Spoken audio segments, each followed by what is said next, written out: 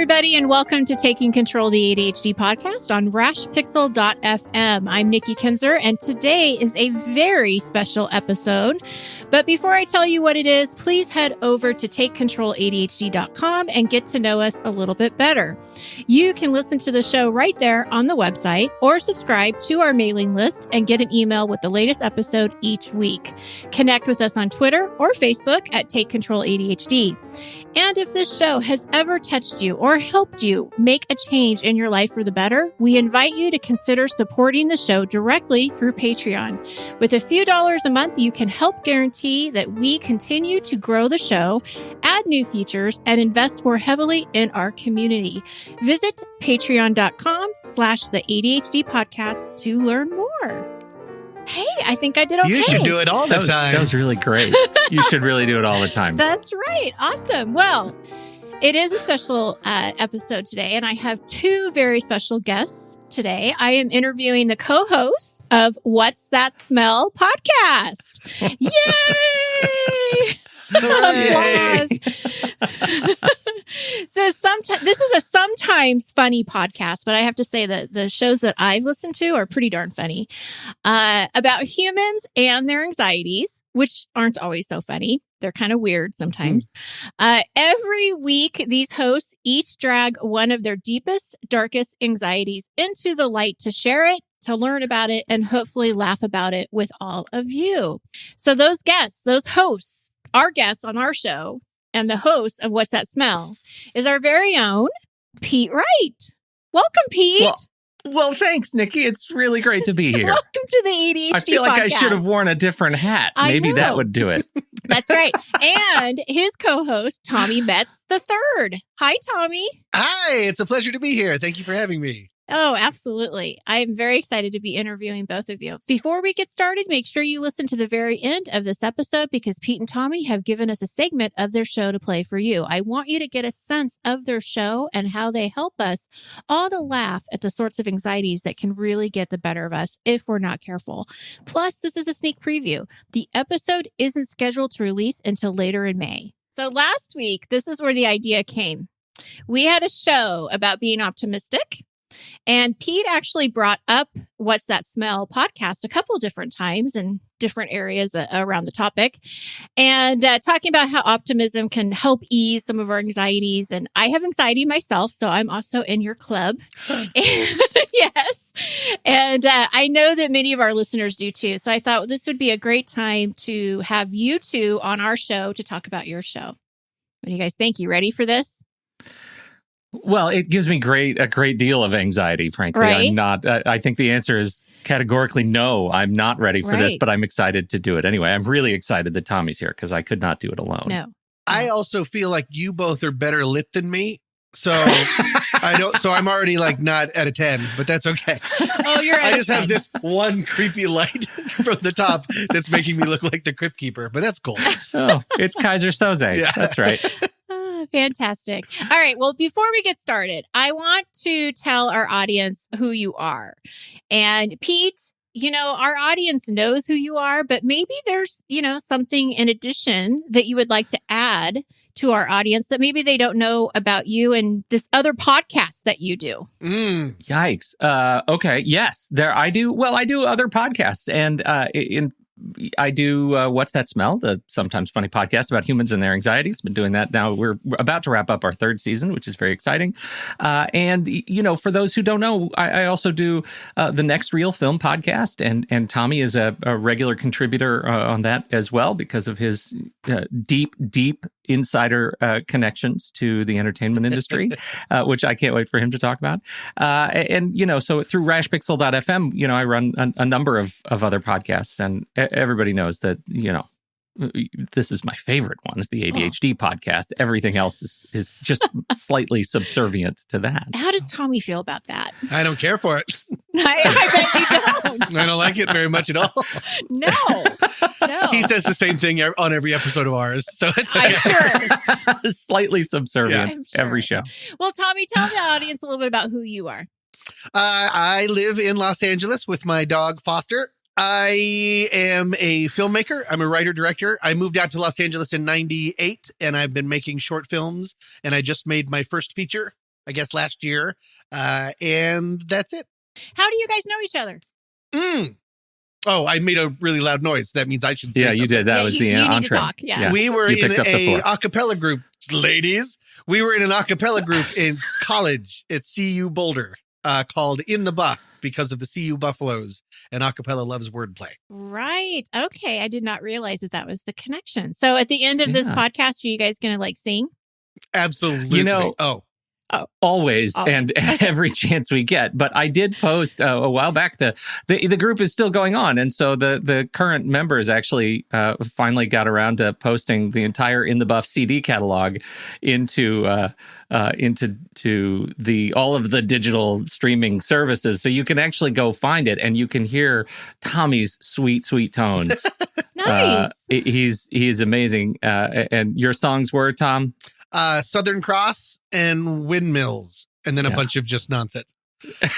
So show up for Windmills, but stick around for the nonsense. Right. That's right. Yeah.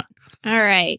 Okay. So I'm going to go back to What's That Smell? This All right. podcast. Tell us a little bit about it. How would you describe it?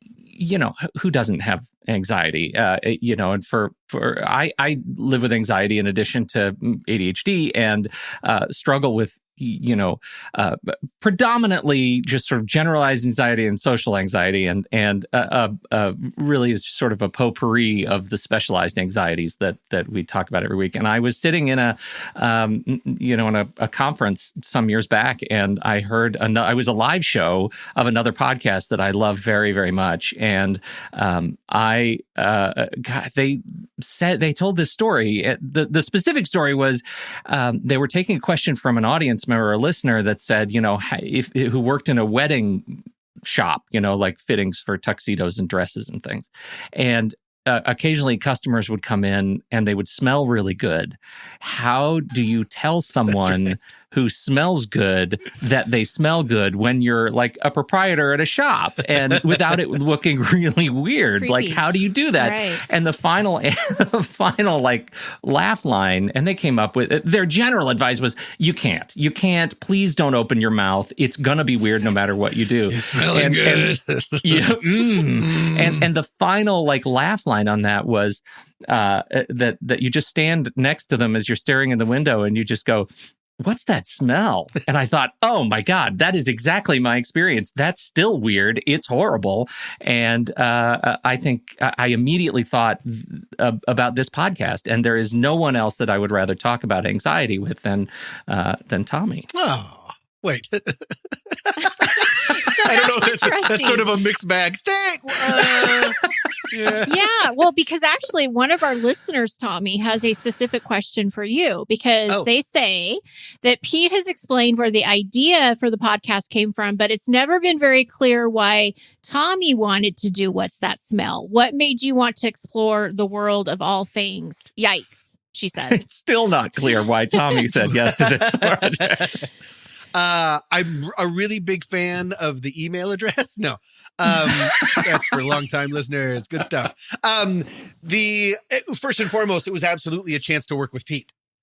Pete and I, ever since college, we just knew that we were sort of kindred spirits in a lot of different ways and have always been looking for more and more ways to work together. So when he asked, he sort of said, I have a podcast idea for both of us. And if I didn't say it out loud in my head, I said, okay. And then he explained what it was. I don't know how much. Did you know that I really truck in anxiety, Pete? I can't remember. Leading up to this, or was it just you did? We've talked. Yeah, I don't remember. Yeah, we've talked about that. Okay, yeah. Right. So then it was a perfect fit because over the last few years, I've really been trying to be more open about my anxiety. I kept it a secret for a very long time, and that really compounds it. And so I was talking to people about, I mean, hopefully not incessantly, but like that I am going to therapy, that I was on medication, just demystifying it and getting it out there. And what a great way to do it is to do this sort of thing, because one of the biggest points that the podcast tries to put forward is that you're not alone. And one of the ways to know you're not alone is to talk about it and to share in the community. So I don't remember the original question.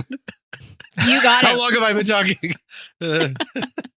You're good. You're good. Okay, good. So the podcast, obviously, you guys do a lot of research because it's very clear. You'll talk about a particular anxiety. You're doing the research. Do you also offer strategies and ideas on how to deal with the particular anxiety, or I mean, I know that talking about it and making sure people don't feel alone is a big part of that. But anything in addition that you actually, because we're a very how-to show, right, Pete? Like, we definitely talk about a lot of strategies. I'm just curious where you guys fall on that. Well, it's a fine line because neither Tommy and I are experts in anxiety insofar as we have it, right? And we don't have all of it. We have some of it, and so we're really working hard on having all of it. We're working on it. It's a collection that you build over years, and so we talk a lot about our experiences, but we really do try to offer some strategies for how you might consider thinking about different things. And there's one that is a great example for me that was one of our listener submissions that neither Tommy nor I have, and we just recorded the show on it. It's coming out, late in season 3, which is a listener who wrote in saying, I'm retiring on Friday and I'm terrified of it. Tommy and I are not retiring soon, but also we kind of live a life of as if we've already retired. So it's glorious. We're pretty carefree.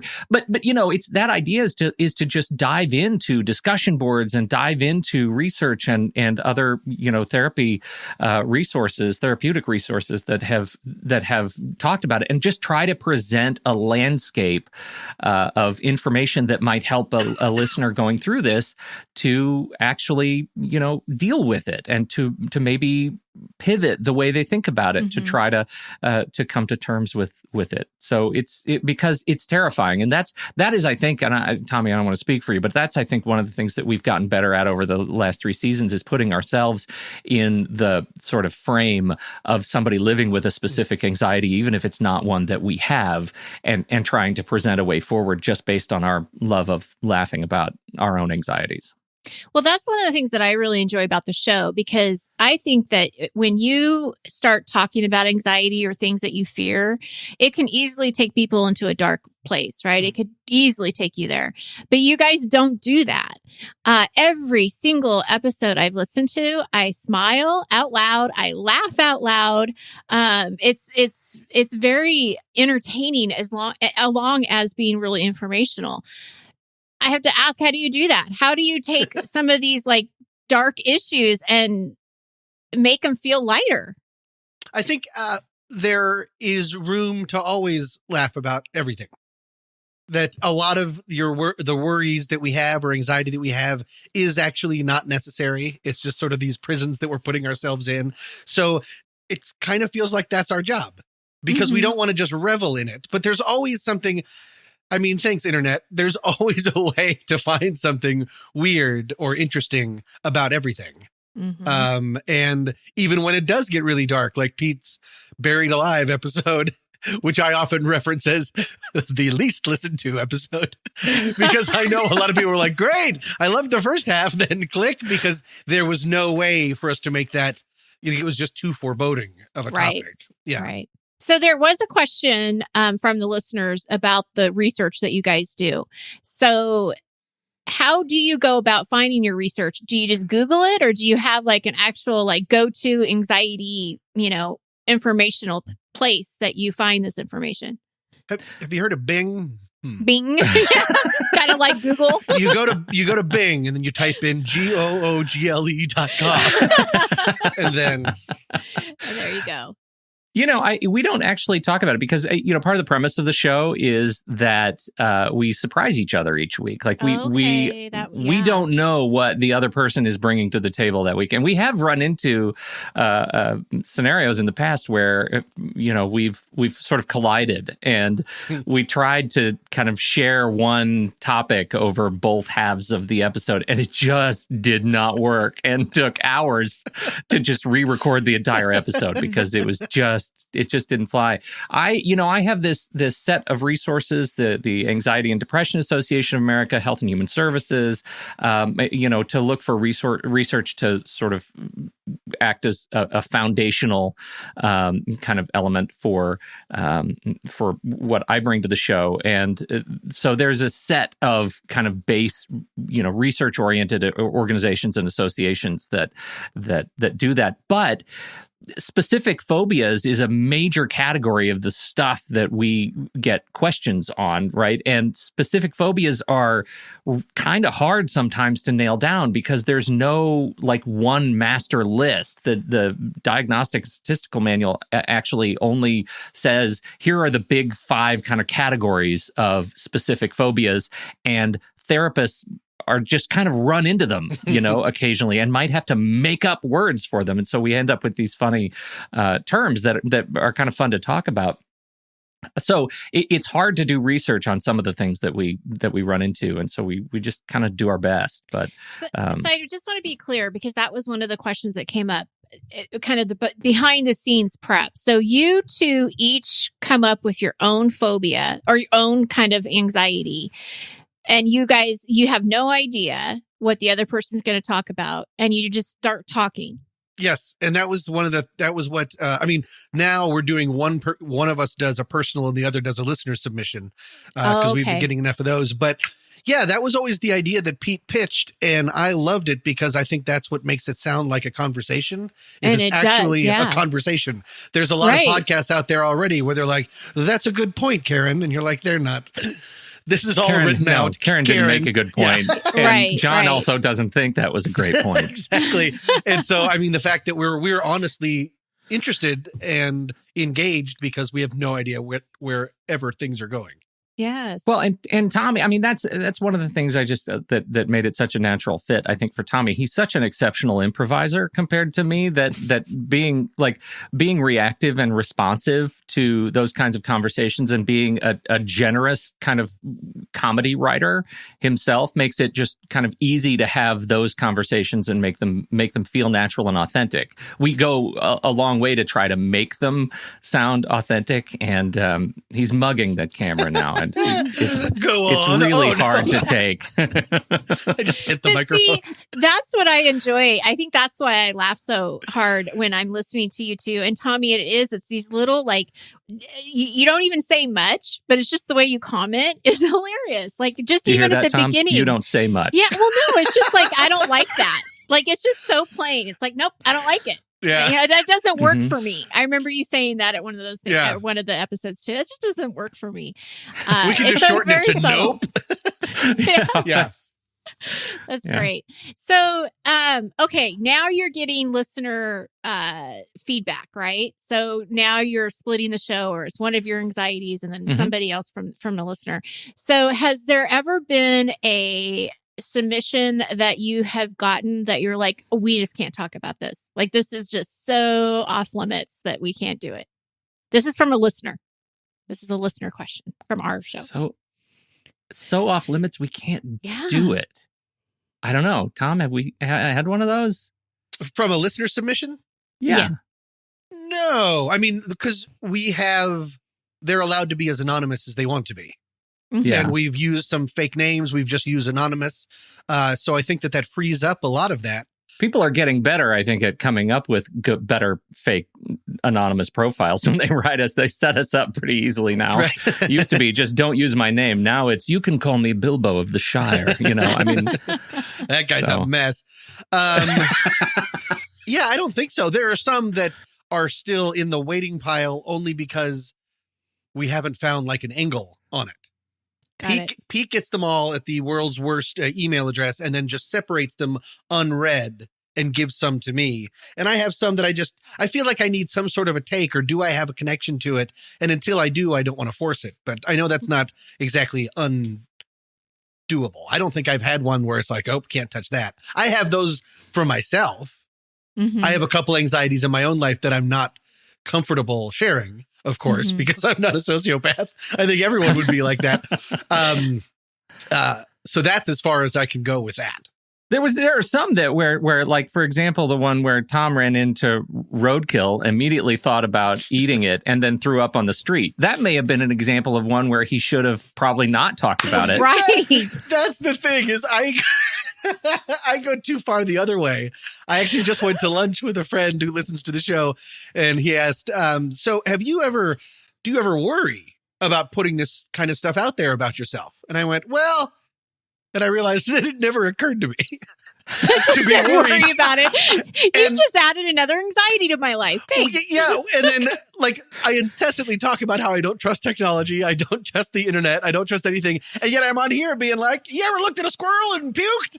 So I've got a real unfirm grasp about repercussions and all that. So, question for both of you guys. You have talked about a lot of anxieties. Do you feel like your anxiety level has decreased or increased by doing the show? We've had some listeners tell us, like, write in and say thanks for the new anxiety. Right. Yeah. Yeah. That's true. That's the collateral damage that comes with our podcast. Yeah. And the easiest one for me to talk about it now is some of my health and heart issues, because that is a repeat refrain on this show.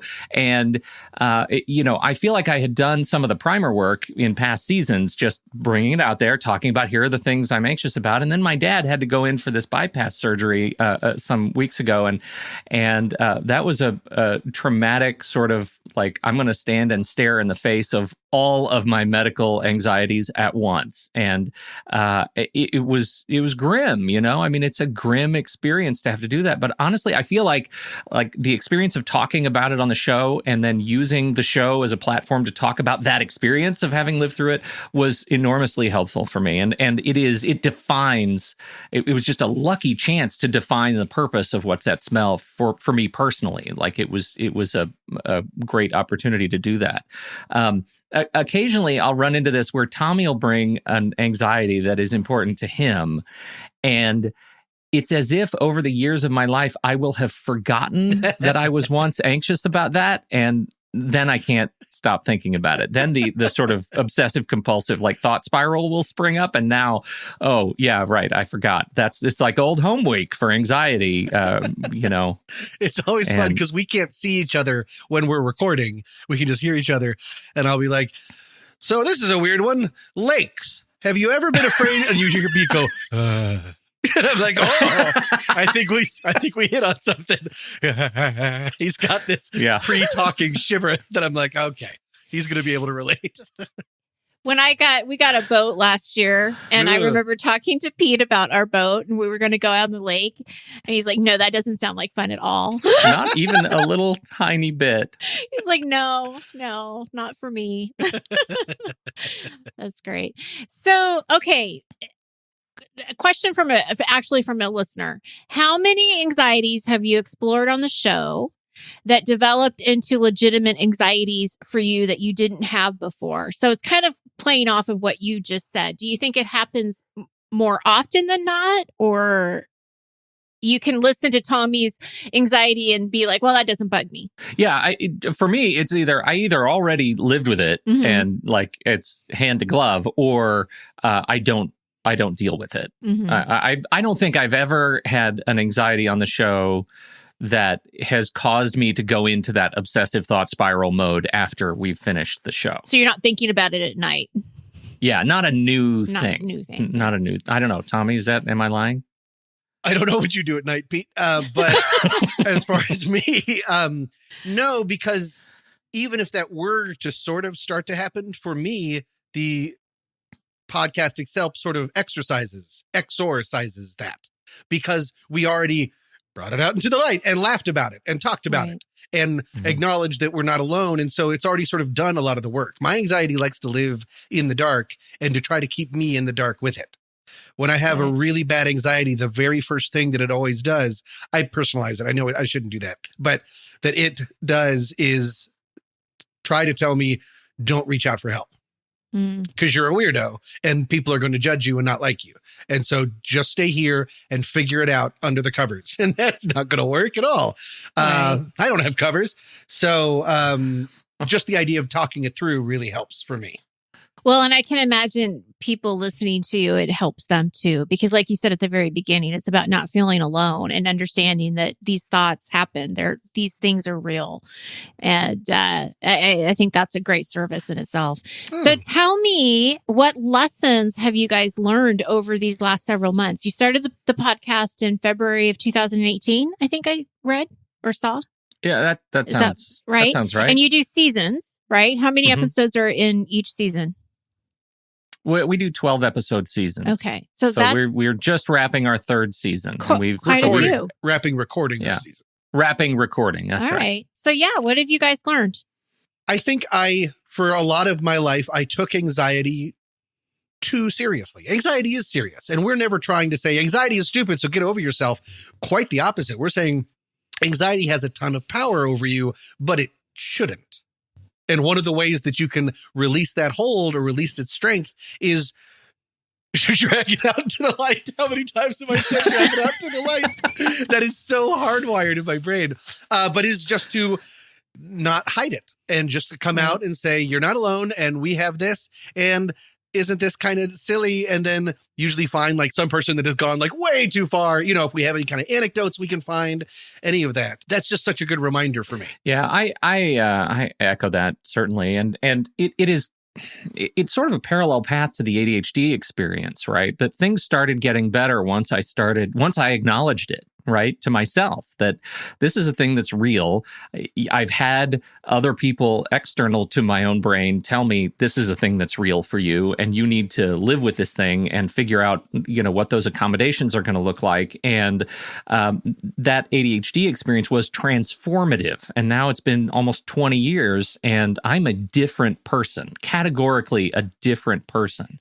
And so the act for me of going through this with Tommy and putting the words to the things that I fear, putting the categories of anxiety to the like home base where I live, and being able to talk more authentically about particularly the social anxiety, the giving myself permission to explore that has been, that's been huge in my day to day. And so, this podcast is very much a conduit for, figuring out what 8 a.m. Monday morning is going to look like. And so that's big. And then, we use the off season because we start producing the show a couple months before the season goes live.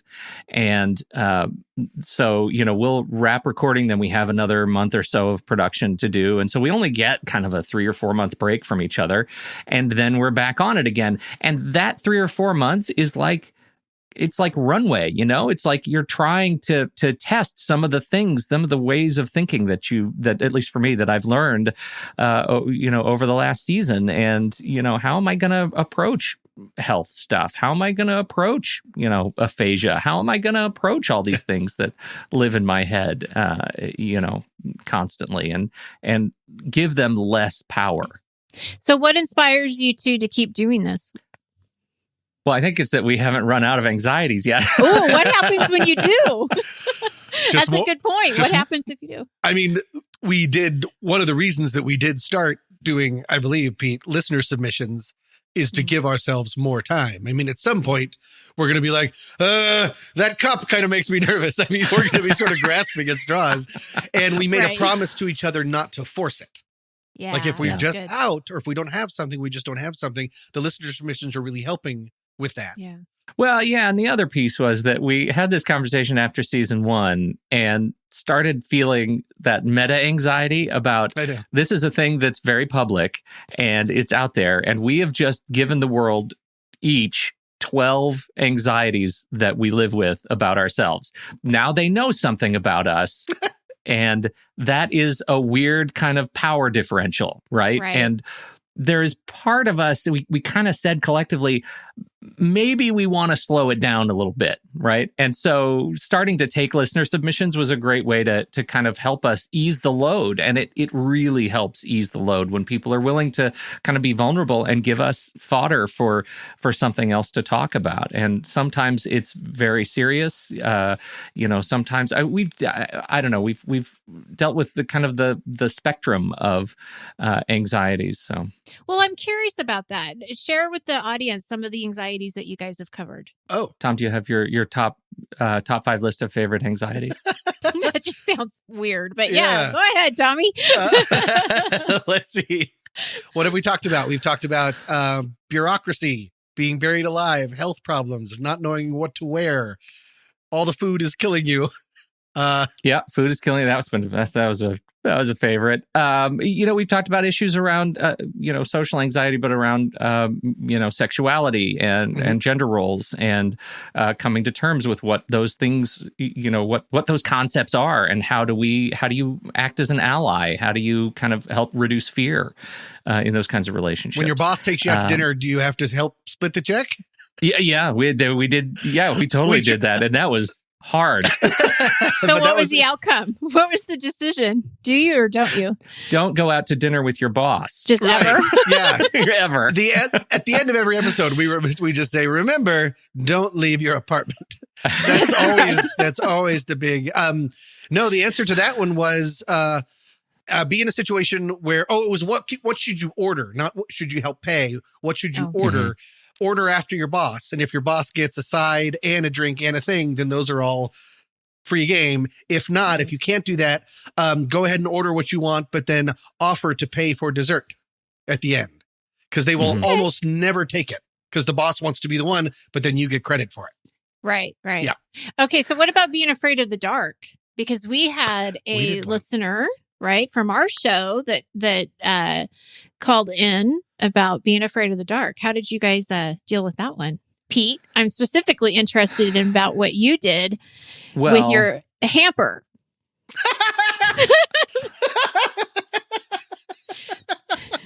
Tell the ADHDers out there what Pete did as a young child.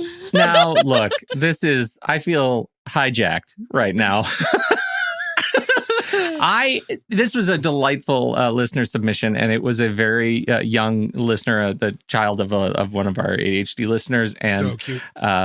So cute. Sent us an audio submission and about being afraid of the dark and afraid of the fire alarm at school, because you never know when it's going to go off. And so we sort of locked in on the dark thing. And in the process of thinking about this and researching it, I was reintroduced to a story of my own youth where I would do some weird, I don't know, sleep walking, whatever. First, you go in and you take a big stick and you beat your closet before you go to bed. Always beat the closet, your clothes first. Just beat them up. And then my thing was, it gets rid of the monsters. At least it ensures you that you're not there. And then my thing is that I deliriously got up in the middle of the night and I walked into my closet and I looked at the clothes hamper and then I peed on it. And that's great. That was not now, everybody. That was not now. That was 2 weeks ago. It was. Let's see. When did this air?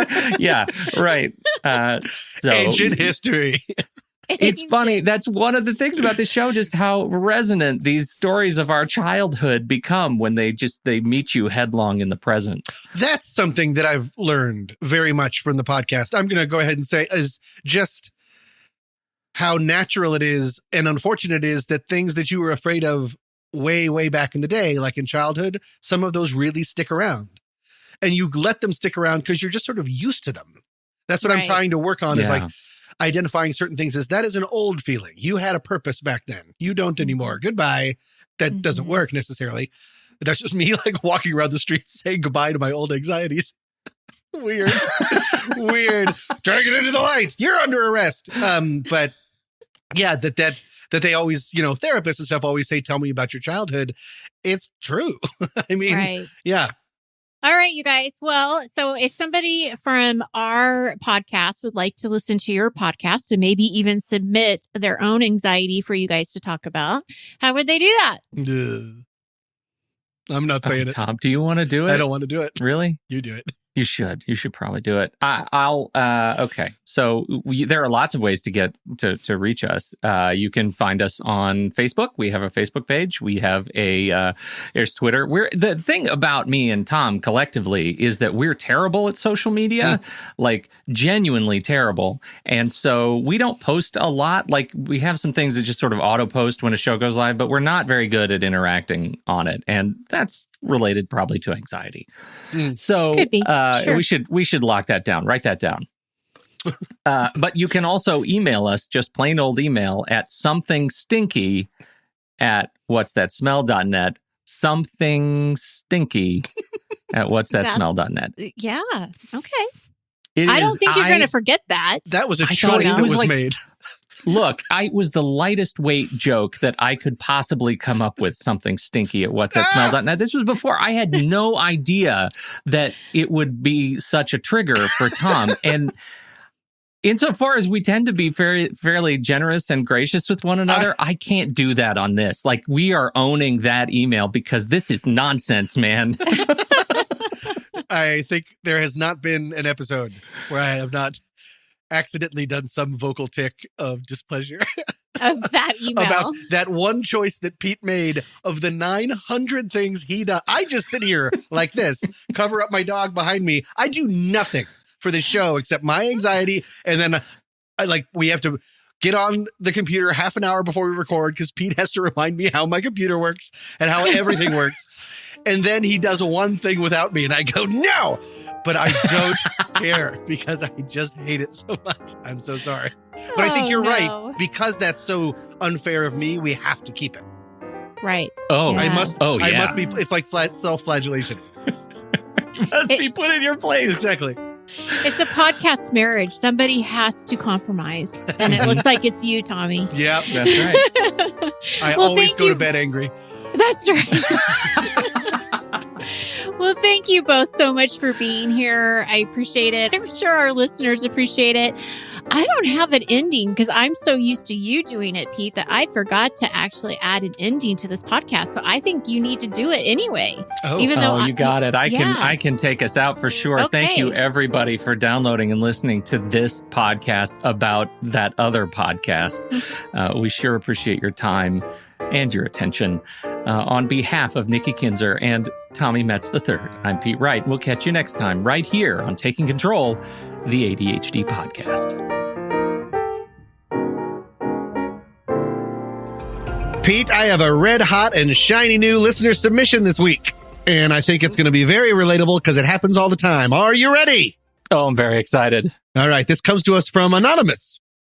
Quote, my anxiety is embarrassingly simple. It's being asked, quote, how are things? And the variations on, how are you? What's new? Any good news? Especially among friends or acquaintances I only see or talk to occasionally. A Christmas party is a nightmare of anticipation. Write that down as another possible title for this podcast. Nightmare of anticipation. Sorry, I feel like if I don't have a great accomplishment, victory, or something positive to brag about, it's always disappointing. Of course, even more so on days things aren't going well. Trying to blow off the question, I will often answer with a jokey, living the dream, good, or nothing exciting. I am continually amazed how few people take the cue. Most just follow up with more specific questions. Dating anyone? Any acting jobs? Etc., making it worse. I have been coached by friends to plan something in advance to talk about and even watch them apply this technique. But when I do it, I always feel like I am lying and it's super obvious. Very telltale heart. It's not that I don't want to talk to people, movies, sports, food, politics, pets, etc. Any of these topics? Just prefer to avoid the personal life review, which is somehow what how are things can feel like. End quote. First and foremost, thank you so much for submitting, Anonymous. And I know for a fact that people will relate to this because more than one friend of mine has brought up this anxiety to me. And personally, I used to feel it a ton. Pete, how about you? Well, I think you know my answer to this. When somebody says, how's things? I always say, crazy, crazy, crazy. You just scream, I feel like I'm an imposter. And then just run out of the room.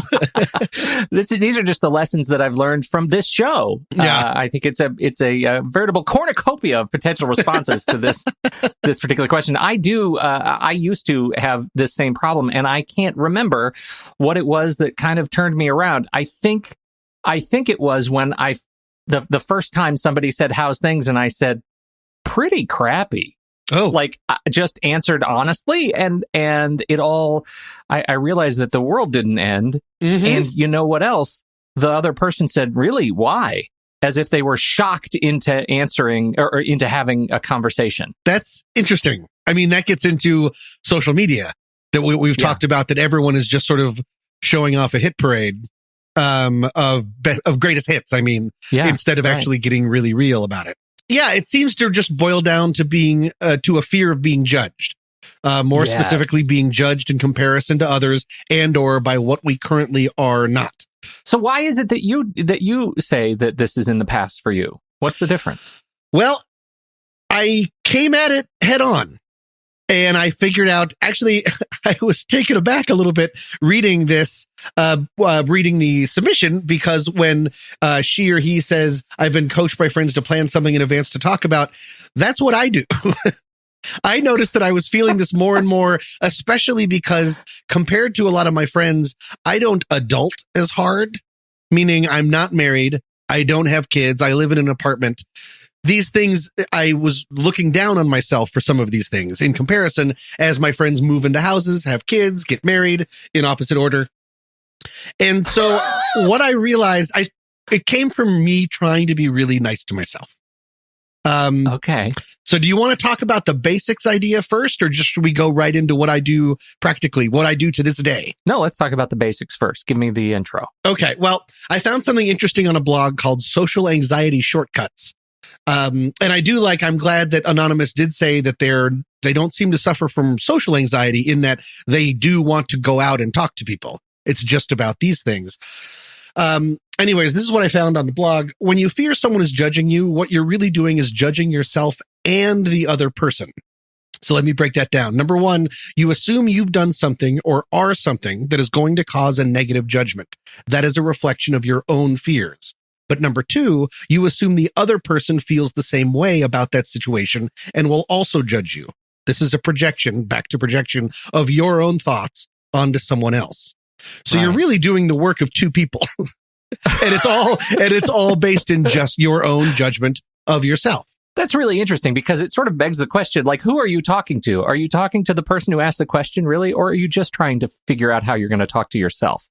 I think you're really just sort of talking to a mirror, because, I mean, as much as possible, I try to remember that the only one seeing such an unflattering spotlight on me is me. Right. And so I try to be kind to myself. And if I'm not going through the best time or feel like I'm not as successful as my other friends, that's okay. Everyone has times like that. And as much as possible, I try and remember that other people's success isn't a comment on me or my overall worth, and that they aren't judging me. Again, it's just really me judging myself. It can be really hard sometimes, but it doesn't need to make social situations hard. Now I can talk about the practicality of what I do. Yeah. I can see why saying living the dream or good produces follow-up questions, because there's been nothing specific offered. Specific doesn't have to mean your life story or emotional pitfalls. And this isn't based on research. This is just me talking. So question this. I don't want to accidentally gaslight the internet with this dumb stuff. But what I figured out is that people, the right people, really don't care about my accomplishments. They just want me to be happy and feel a connection during the conversation. How I started dealing with it is when I was catching up, I would have an anecdote ready. Something interesting or funny happens at everyone's job and in everyone's life. So just sort of keep that in your back pocket, because these people aren't looking for my life story just to check in. So if I'm not comfortable giving them a full sum up, I would just tell the anecdote and then pivot the conversation right back to them, because they probably just want to talk about themselves anyway. And so if you can just sort of, for instance, I would tell, if someone said, how's work going? I would tell that story I just told in my regret, and then pivot back to them. How are you? Yeah. Then that's fine. Then I don't have to go into the fact that if work is a little light right now, or if I'm having some money troubles, unless I want to share that, there's no need to. I don't feel that that's what people are really looking for. I think it's a connection, something specific, and then a pivot. That's what I do if I'm feeling sort of a little down. This is where it gets confusing for me, because everything that I have in my head as you're talking about this is somebody who, like, I know, and that, you know, maybe we haven't seen each other in a while. Maybe we see each other at a restaurant or at the bank or something. Who goes to a bank? Go to the bank. Anyway, the soda shop. Maybe. But what happens when, and this is my experience, when you're like driving through a Starbucks, and sometimes I just want the drink. Just hand me my drink. and you can scan my phone and we can move on with our day. Like, I don't need platitudes, but let's just say my drink is taking a little bit longer to steam or foam or whatever is going on in the workshop. Yeah. They'll lean out the window and they'll scan. We'll do our little exchange. And then they'll say, so, how's your day? Then what? What do you do? What's your natural response? Like, I usually say something like, sun's still shining, like as if the alternative is it's the end of the world. Like, right. Well, I'm still not breathing for now. Exactly. Such a morbid Starbucks. That is really morbid, but it's always the first place I go is this like, well, it's either this or we're all dead response, which is terrible. Well, I say, good, how's yours?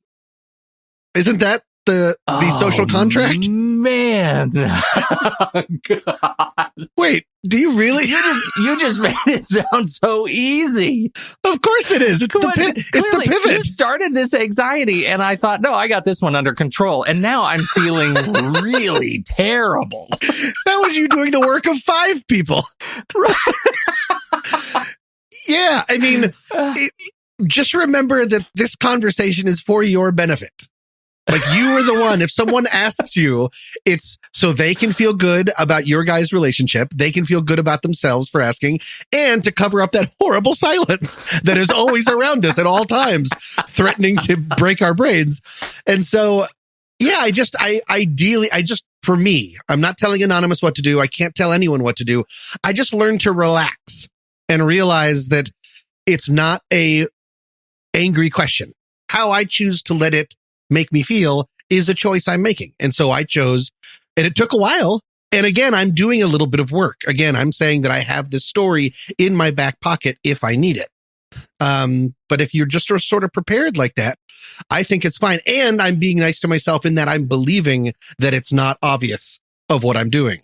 I remember that's something that Anonymous said, that she or he said that she or he feels it's really obvious if they're lying or just sort of moving the conversation along.